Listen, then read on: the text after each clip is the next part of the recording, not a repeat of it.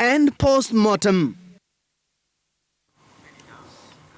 And now the country is anxious tonight after a 2-week investigation into the disease that has claimed the lives of 3 students and 1 teacher failed to conclusively reveal the identity of the killer disease. The statement by Acting Director General of Health, Dr. Patrick Amoth, however, could only point to a likelihood of a mixture of E. coli and Salmonella typhi or typhoid as the causes of the illness. 19 students out of the 627 patients affected are currently admitted in facilities across the country, even as the ministry conducts further analysis to ascertain any other potential cause of the killer disease.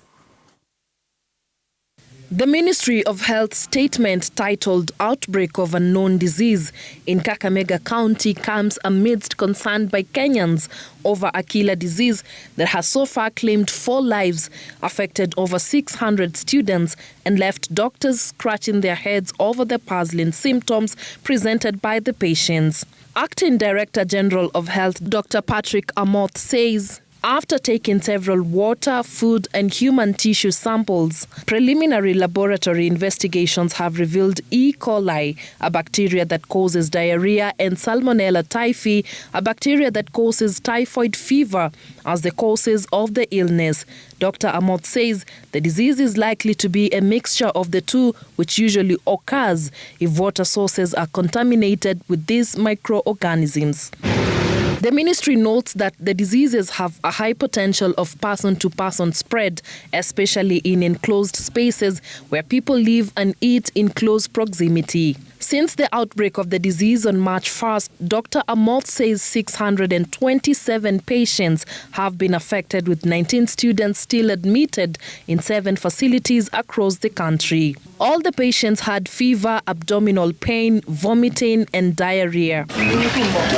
But what was more puzzling to doctors were newer symptoms presented by patients who were taken to hospital, a case in point being the last 2 victims who succumbed. The 2 were admitted in hospital with acute kidney and liver failure, internal bleeding and bleeding from the genitalia. Post-mortem results for one of the victims revealed she died as a result of multiple organ failure and inflammation of the small intestines. The only challenge we are facing is we are not yet getting the real cause of the illness. So currently the patient has what we call multi-organ failure, comprising of kidney failure, liver failure, and that's why we're having all this manifestation of bleeding from most parts of our body. The stomach contained blood. The stomach contained blood, and the mucosa was also inflamed. And we suspect probably something obnoxious went into the stomach and caused all those apple. Kakamega Governor Fernandez Barasa, who paid a visit to the 4 students admitted at Kakamega General Hospital, says action will be taken against those who failed to protect the students once investigations are complete. I want to direct the management and the board of Mukumu Girls High School to destroy all the foodstuffs that they have. That is the maize, the rice, the beans, etc.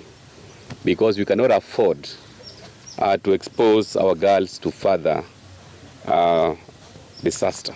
I also want to direct that all the water storage facilities be cleaned and the water be chlorinated. Education Cabinet Secretary Ezekiel Machogu is expected to visit Mukumu Girls High School on Saturday to assess the situation. And very shortly,